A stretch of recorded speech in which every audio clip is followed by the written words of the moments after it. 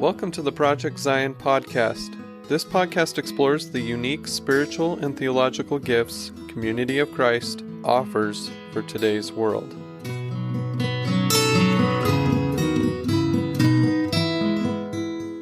Welcome to the 23rd episode of Coffee Buzz. My name is Linda Booth.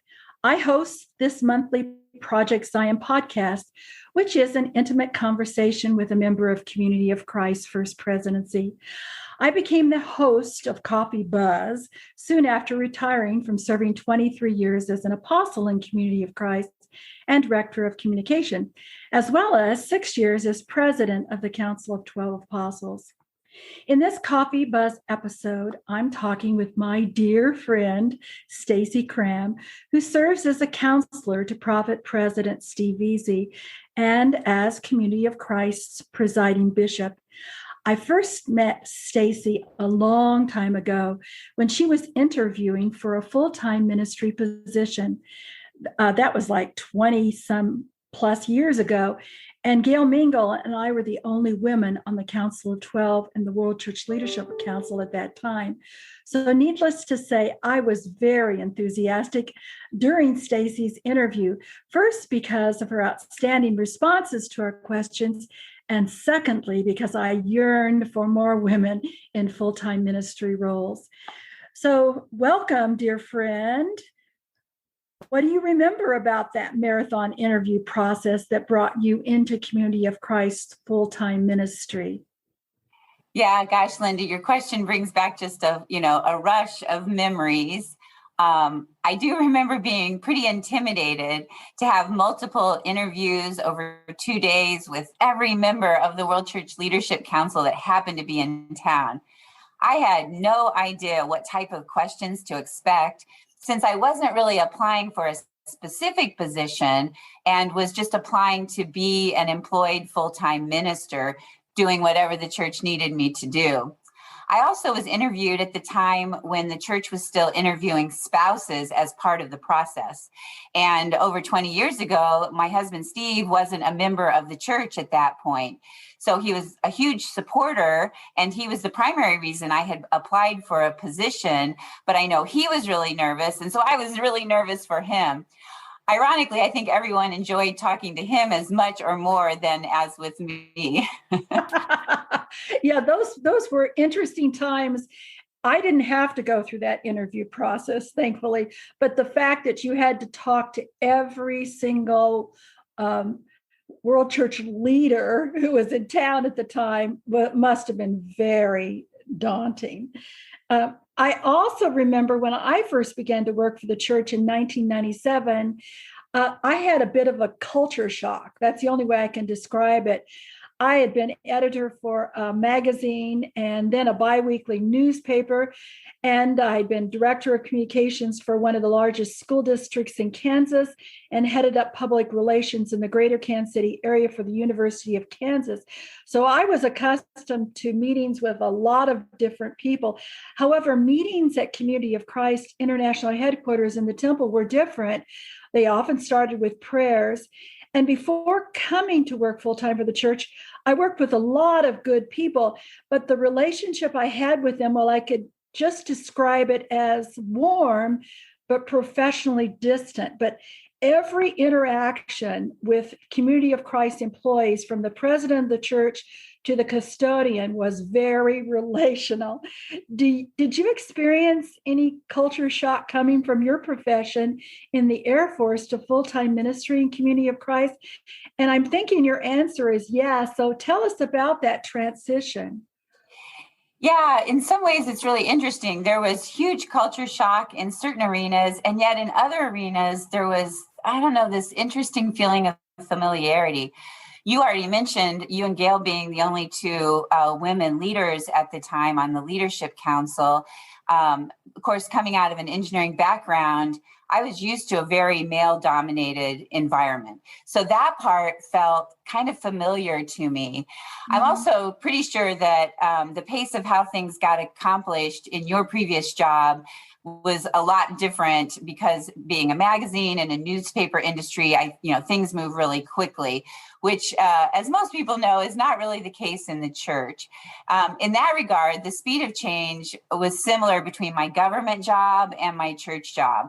So I'd already developed a level of patience.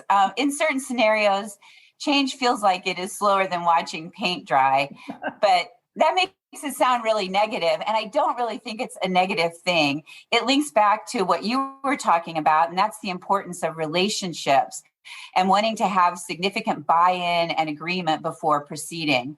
In the government, the compelling desire was to uphold the democratic process, and so that drove a lot of the behaviors.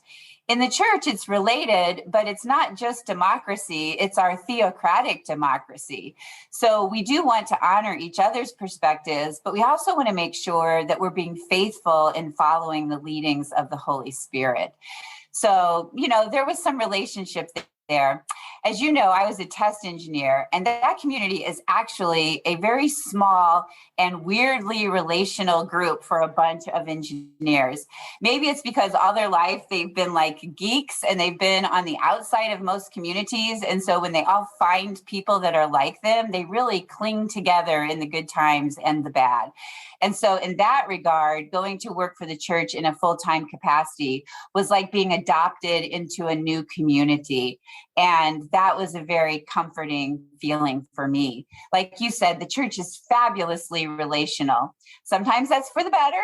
Every now and again, that's for the worse, but it's definitely about being in community together. Absolutely. Our work environment reflects the name of the church, Community of Christ, just as our congregations do as well. I'm sure thankful you felt called to serve as a minister and a leader in Community of Christ. And on behalf of the church, thank you for responding to God's call. Several months ago, you invited church members to answer survey questions about their giving to local and worldwide mission.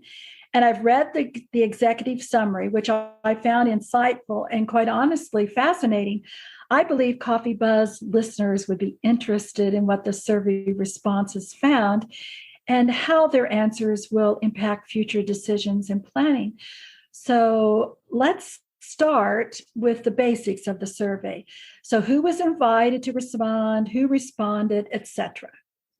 Yeah. So before I jump into the survey, I just want to say thank you for your thank you. And I just want the podcast listeners to know how privileged I feel to have the opportunity to support them and the church and to serve God in this way. So at this moment in my life, I really can't imagine being in any other place. So I wanted to acknowledge that. So you mentioned the survey, and we're very excited about the survey, and I'm glad to have a chance to talk about it a little bit. We're still trying to make sense of it. The survey was announced on the 22nd of April, so it's been several months. We emailed the survey link to more than 15,000 individuals, primarily focused on the United States, but the link was also released through social media. The purpose of the survey was to seek a better understanding of the attitudes and motivations of members and friends in the United States on a variety of topics related to funding local and worldwide mission.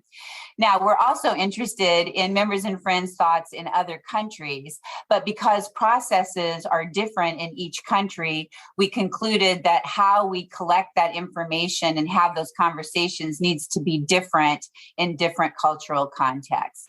So I want to thank all of those who are listening to the podcast who completed the survey. And I want to emphasize how much we sincerely appreciate and valued all of the inputs that we got. We had just under 4,000 individuals in the United States complete the survey, with participants from 48 of the 50 states and 37 out of 38 mission centers represented. We also had 95 surveys completed through social media from individuals outside the USA. So that'll give us insights as we start to collect information in other countries. 58% of the survey participants were women, So, so it wasn't quite half and half. And we had kind of an interesting breakdown of ages. We had 5% of the respondents were between the ages of 18 and 34. 18% were between ages 35 and 54. 53% were between ages 55 and 74. So that was the biggest group. And then 24% were 75 and older, which I think speaks really highly of how active and healthy people are in the community of Christ, that we had, so many responding who were over 75. 97% of the survey participants were Community of Christ members, and 68% were priesthood members. Now, that's not a huge surprise because this survey was targeted to those who are actively contributing and those who are in key leadership positions or have been in key leadership position. A total of 50% of survey respondents were either past or current leaders in their congregations or mission centers. So that kind of, lifts up what I was talking about as far as the focus being on leaders and contributors. So that's kind of a brief little bit on the demographics. That's helpful background. And so from that survey report, you mentioned a little that you weren't surprised or a little surprised. What were there any other surprises? Yeah. So in some ways, the actual response was a surprise in and of itself. We had no sooner sent out the link and the emails, and the responses just started pouring in. The consultants, because we were using a consulting firm who specializes in this type of survey work, and they were convinced that we were going to get minuscule response. And they thought we were crazy that we could send out a single email and do a single social media release and get any type of significant response. So they were quite blown away at not only the number of responses, but the quality of the responses. Our team kept telling the consultants that people are passionate about the church's mission and how we support it. So we knew that people would want to share, that we really value the voice of each one. And so I was so proud to be part of Community of Christ and to witness how everyone responded. It felt really good. As for surprises in the actual feedback, for the most part, responses were somewhat aligned with what we anticipated. Because as you can imagine, as we wrote questions, we sort of guessed at what we thought responses might look like. However, it's always good to have your assumptions verified and to not just rely on what you think you know. So getting the results was very, very important. There is still a small contingent of people who feel that the church is not communicating enough about finances and how worldwide mission tithes are used. I'd like to say that was a surprise, but since you were in communications, you know how hard it is to communicate, and you know how hard we try to get the word out. So I wasn't completely surprised that there was still some level of frustration, but it was important to have that confirmed. That same group also expressed a lack of trust in leadership and concerns about the direction of the church. This was nowhere near the majority of responses, but I want people to know that we read every response and are considering each one. We are not simply looking for responses that confirmed preconceived ideas. There were a few that were hard to read. Because honestly, I take that feedback very personally, and especially feedback about the lack of financial transparency and lack of trust related to financial management. Because in my role as presiding bishop, those are really important topics for me. And so I'm sad, I guess, and concerned that there are some who still feel like we are not living up to their expectations. And so that just continues to challenge us as we try to do better. As far as the best way to fund business and support services in the future, there was no single standout recommendation. People had a variety of perspectives, and there did not appear to be a strong consensus for pushing with a particular solution. Stassi, you mentioned ways to fund business and support services. Could you define what those are for Coffee Buzz listeners? Yeah, no, I'm glad. You know how you start to use buzzwords and you forget, that everybody doesn't know what you're talking about. So these two words, business services and support services, refer to two sections identified in the worldwide mission budget. So if people go look online at the budget and look down at the details, they will see these two sections. Business services includes things like fiscal services, risk management, and legal services. And support services includes things like membership, archives and records management, human resources support, mission funding, and information technology. That's helpful. Thank you very much.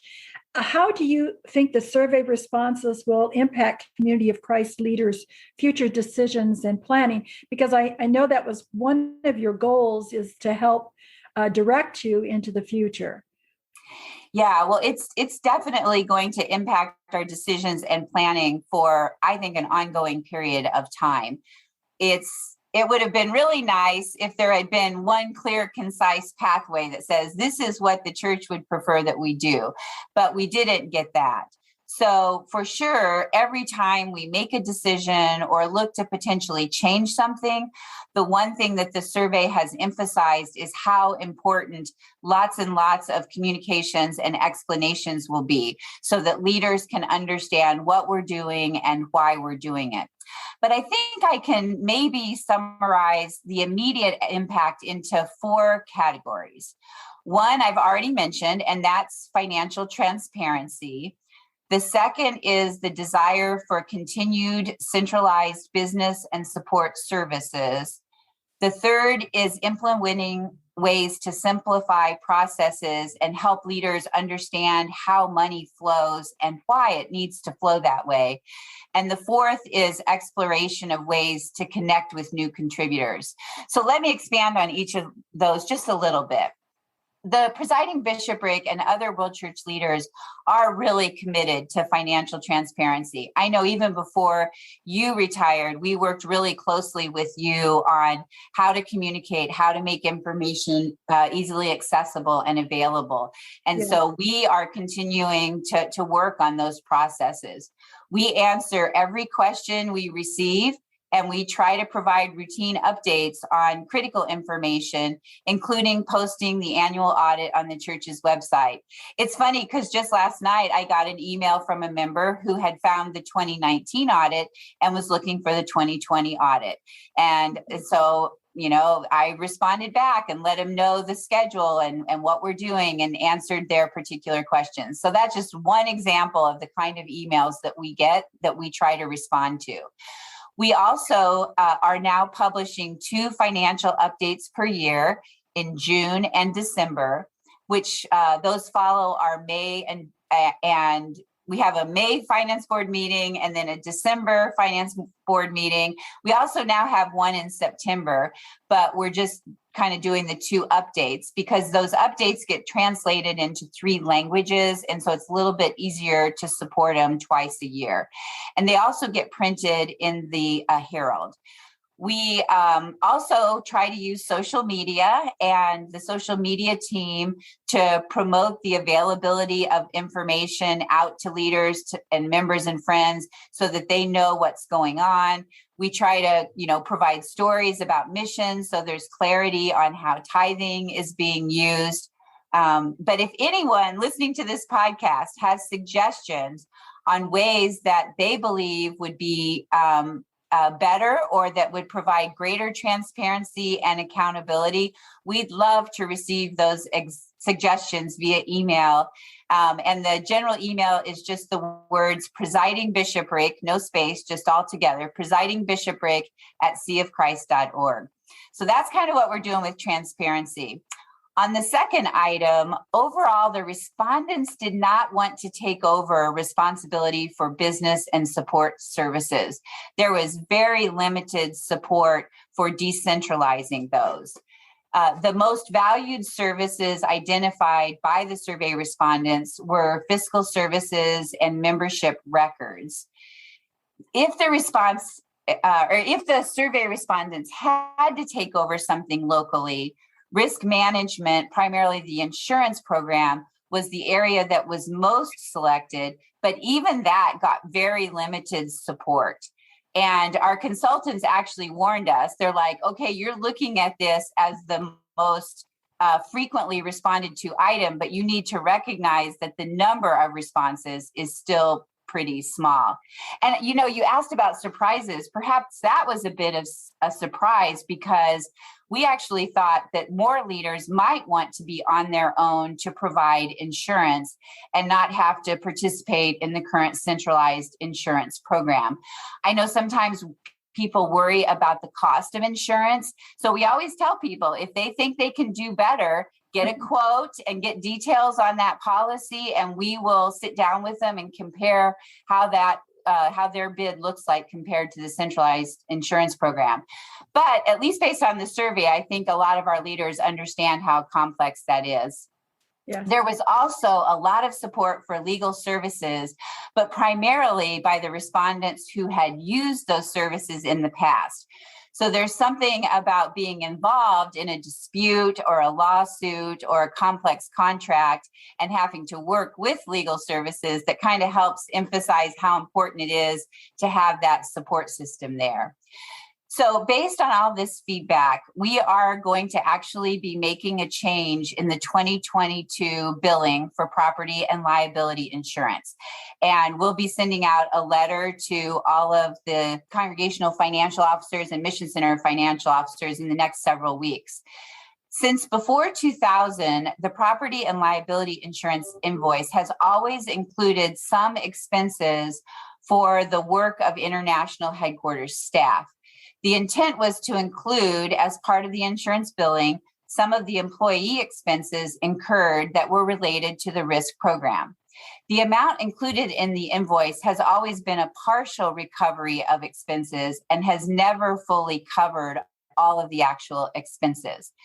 That amount since 2018 has been $500,000. And so it gets allocated across everyone's bill, and the amount is about 10% of each entity's bill.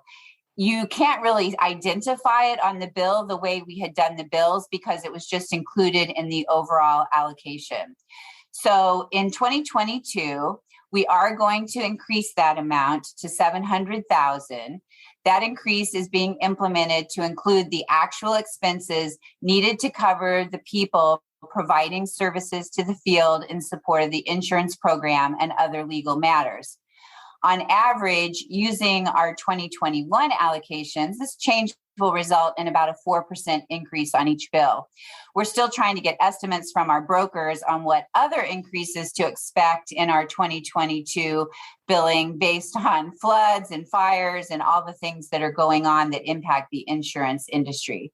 But the other thing that we're going to do in 2022 is we will identify this amount separately on the invoices, and it'll be on the last page, and it'll just be called legal risk services, so that it's really clear what is direct insurance cost and what is recovery of staffing support from headquarters. That's kind of one of the ways that we're responding to trying to get leaders more information and to make sure that centralized support can continue to happen. The other thing, we learned how complex many of our processes are as we tried to explain how they work to our consultants.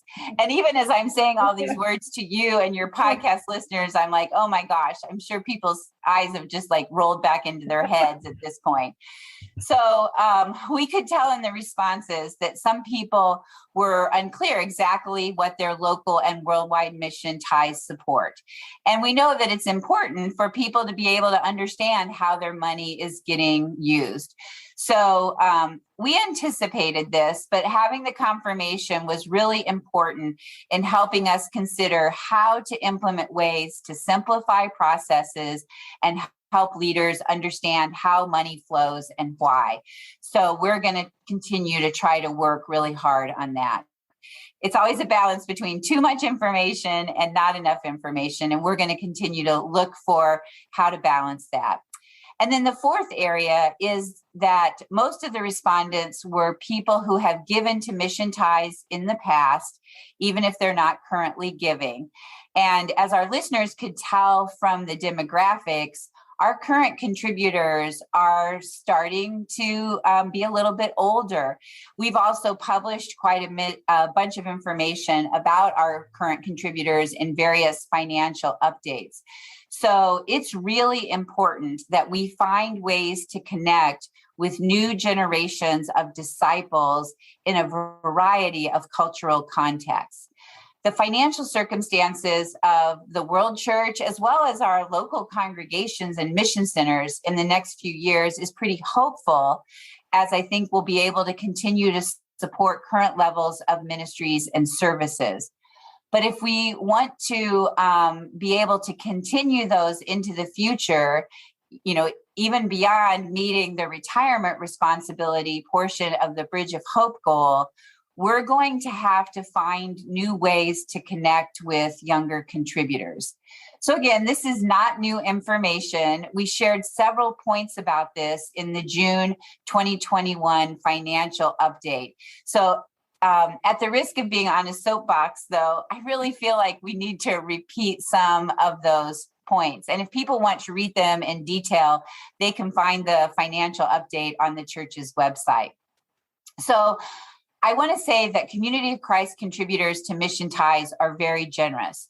So those who give, they give generously, and they continue to grow how much they give each year. And we are so thankful for that. But the reality is the number of contributors that we have are declining. And so the contributors that we have just cannot make up the difference as our number of contributors decline. Now, that's not a recent trend. It's been going on for more than 25 years.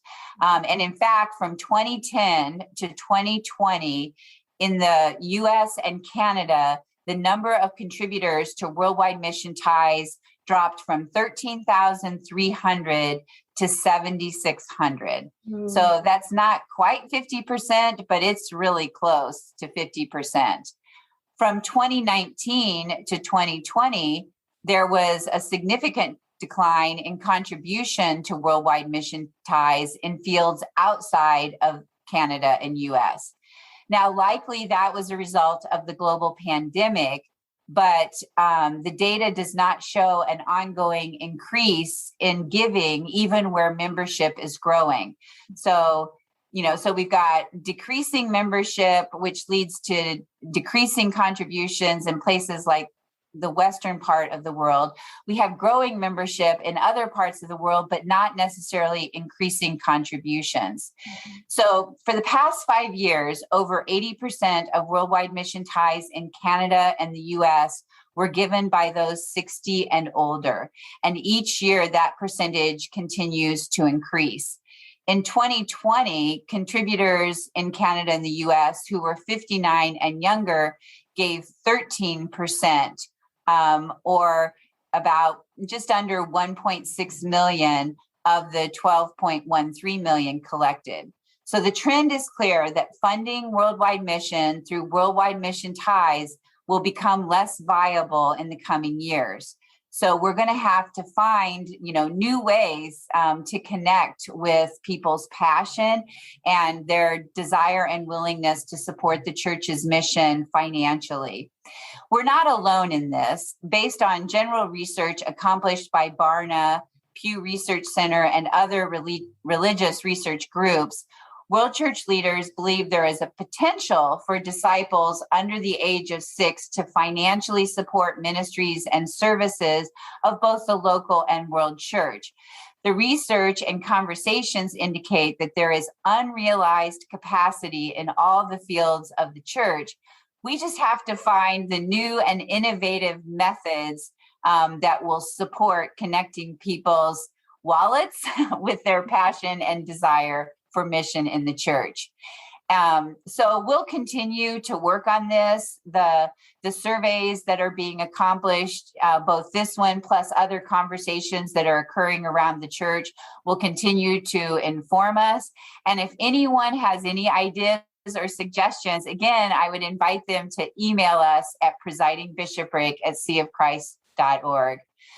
So Linda, as you can tell, we learned a lot from the survey responses, and those learnings are influencing decisions and plans for the future. And we'll definitely be providing more information and summarizing some of this and maybe some additional thoughts that we work on in our December financial update.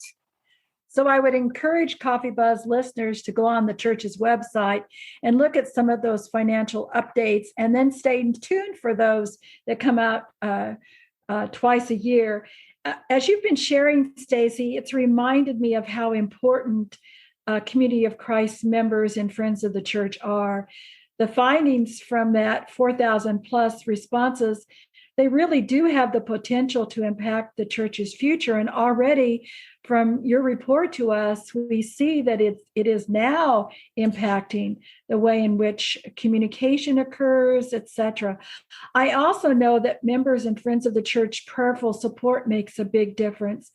I'm thinking that if people prayerfully consider their own financial support to Christ's mission, then those prayers and the impact on their contributions will really impact the church's future. Stassi, what are your thoughts on the power of prayer and the power of one disciple or a family to make a difference in Christ's mission?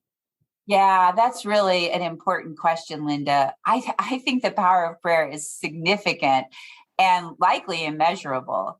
Prayer opens us up to the presence of the Holy Spirit and helps us align our heart with God's heart. This helps us practice whole life stewardship such that all that we have to tithe, our time, talent, treasures, and testimony, are all being shared in a way that best promotes and embodies Christ's mission. It just doesn't get any better than that. And I absolutely believe in the power of one disciple to make a difference in Christ's mission. But I also witness almost daily the multiplying impact when a community of disciples work together. Absolutely, Stassi. And there is great hope in that understanding of what can happen as we join together and multiply our impact through our prayerful consideration of what we can give and what we can. Amen. Preach it, sister. Yeah. On another point, I've got the June 9th through the 11th in 2022 pre-conference online gathering on my calendar. And I know that the First Presidency and others are now fully engaged in planning for the 2023 World Conference, which is scheduled for April 21st through the 29th. Now, you've also been encouraging folks to engage in study and discussion on nonviolence in preparation for the 2023 World Conference. Remind the Coffee Buzz listeners of resources that are available to assist them in their study and discussion.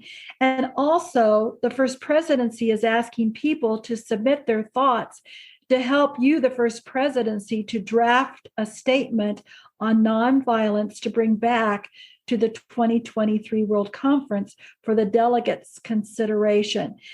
How can listeners submit their ideas to the First Presidency? And is there a deadline? Oh my, there is so much I want to say about this topic, but I know we need to wrap up this podcast so that it doesn't get too lengthy. So let me just focus on just a few key items. To help the church prepare, we have developed many resources, and those have been developed under the series on Jesus, the Peaceful One. So if you go to the church's website and just Google guiding question at seaofchrist.org, you'll get a listing of all the different resources, videos, printed resources, that people can use to explore and go deeper in our understanding of who Jesus is and who Jesus calls us to be and how nonviolence fits with that. You can also find material at the Herald House website. In fact, there's at least 2 really good study guides there. You go to the Herald House website. At the top of the menu, you click on Member Created, and then there's a drop-down menu, and one of the topics is nonviolence. And if you click on that, that will take you to the page. And all of those study guides are free. They're just available to be downloaded. Now, for 2021, there was the reunion adult text that was developed and translated into French and Spanish. That adult text is also serving as our 2023 World Conference preparation resource. So we're probably going to end up changing the cover on it just to make it sure it's really clear after we come through summer in the Northern Hemisphere, and that this resource is living on and that people need to go and take a look at it. So again, that resource is available for free, and you go to the church's website, you Google Reunion 2021, and then you look for the adult text. Eventually, we're going to get that link also moved to the Jesus the Peaceful One page. Good. That resource ends with the invitation, Linda, that you were talking about, for people to send the First Presidency their thoughts and reflections on what should be included in a statement on nonviolence. I hope everyone listening to this podcast will respond to that invitation by emailing their thoughts to fp@seaofchrist.org. To help with our initial work, we really would like to have people's responses as soon as possible, but by the end of 2021, so 31 December 2021. But the conversation won't end there. So if for some reason someone forgets to do it and then remembers it after the end of this year, we would certainly encourage them to still send along their topics. This is an important topic, and the important outcome is not actually what the statement will say that the conference finally approves, because just putting words on paper or words in a file isn't really the critical element. What's really important is how our study and our conversations and our prayerful consideration of the topic and all of the experiences that we are going through together as we journey, how that shapes and forms us, and how it changes in how we understand how to act in seeking justice as we try to build peace for everyone and on the earth. And we won't finish the statement, I don't even think, in 2023. I think we'll end up, using that World Conference to continue to work on consensus building and on understanding. And I'm guessing it's probably going to be 2026 before we actually finalize something. But it's a difficult topic, so we really need people not to wait until later, but to start the journey right now. Excellent. And that just goes back to what we were talking about before, of how important it is for each individual member of Community of Christ and friend of the church to participate in that journey. And what we achieve or what we conclude or what we discern together will be more important because of all those who participated in the journey. So last month in my Coffee Buzz conversation with President Steve Veazey, I concluded by asking him 2 questions that I would like to ask you, my friend. The first one is, what are some of the greatest challenges you face as a leader in Community of Christ? And perhaps even the survey responses and your answers maybe reflect one of those challenges, but I'm sure there's more. And also, what brings you hope in the midst of those challenges? Yeah, so actually, I wish now I had the chance to go back and listen to Steve's answers so I could cheat and just what he told you. But I'm not really remembering off the top of my head. I did listen to his podcast, but I'm not remembering what he said. So I guess I'm just going to have to wing it on my own. They tell you to look for abundance in your life. And most days I feel pretty rich when it comes to challenges. So I have an abundance of challenges, I feel like, in my service with the church.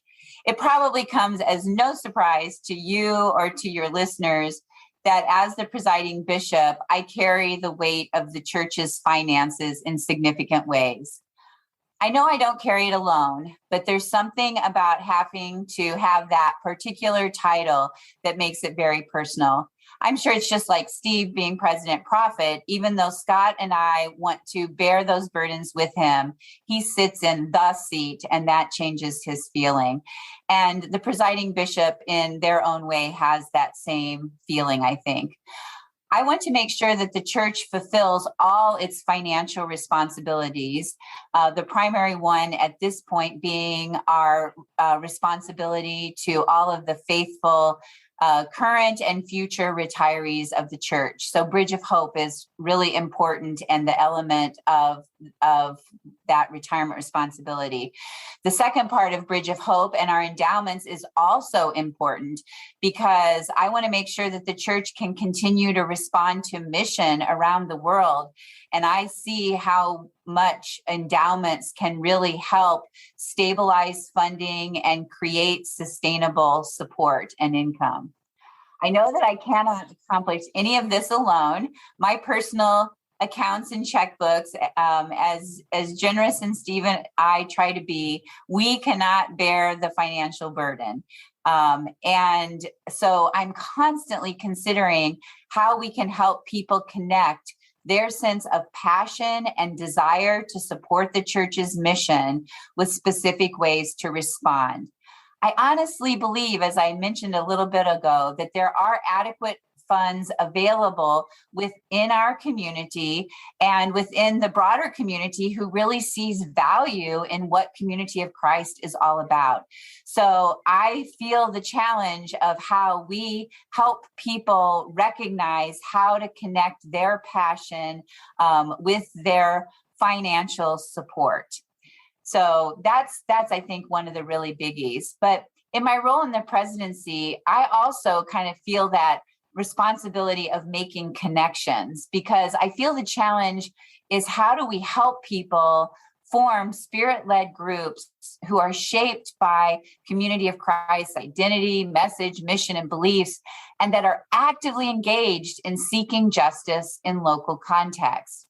The Restoration Movement has always been about building Zion, or God's vision of shalom. That is unchanging. But how we go about that has to adapt, and we have to be able to respond to the local context where each one lives out their discipleship.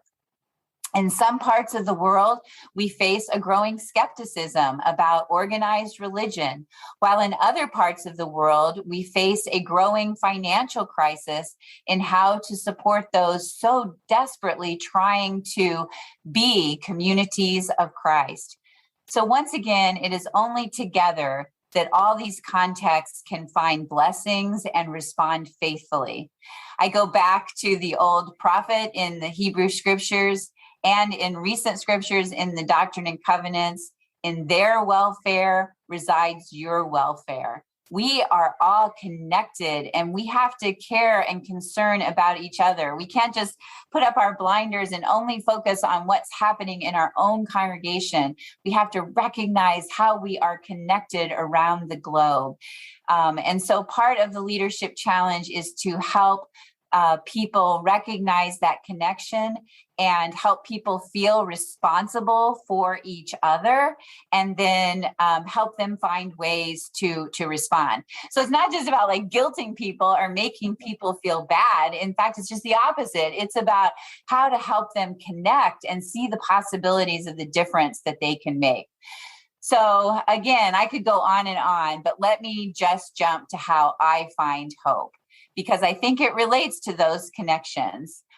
I choose to see all those connections and to see the difference that each one of us can make, especially when we work together. And in that same spirit, I choose hope. It would be easy, especially in my job, to allow fear, despair, uncertainty, and doubt to dominate my days. But my life experiences have taught me that hope is something you choose every day. I choose to see the half full glass. I choose to see the good that is being accomplished amidst the struggles. I choose to be in relationship with those that associate with Community of Christ, just like you, Linda. And I recognize that my life would be so much less if I hadn't met you and had the chance to serve with you and all the others I've met through the years. I choose to believe that what I do, what you do, what we all do is making a difference and will continue to make a difference if we do our very best to live faithfully, moving closer to and embodying Jesus, the peaceful one. So I choose hope. Oh, thank you, Stassi. I choose hope too. And I want to thank you so much for your willingness to enter into this Coffee Buzz conversation. Well, thank you, Linda. I love your questions. They keep me on my toes, and I really appreciate that. So I hope it's beneficial to your listeners. I know it is. I know it is. And I want to thank you also for the sacrifices that you have made on behalf of the church. I'm thankful for your brilliant mind and your compassionate heart, which have blessed me and so many people who have experienced your ministry and leadership and the worldwide church. And I mentioned your sacrifices that you've made, but I'm also very appreciative of the sacrifices your husband, Steve, and your grown children, Shannon and Spencer, have made to share you with the church. So you give our thanks to them, please. And thank you, Coffee Buzz listeners, for joining our conversation. I hope Stassi's words have challenged you and made you realize how important you are to Community of Christ's future and Christ's mission to the world. Please watch for next month's episode of Coffee Buzz. I'll be having a conversation with President Scott Murphy, who is a counselor to President Steve Veazey.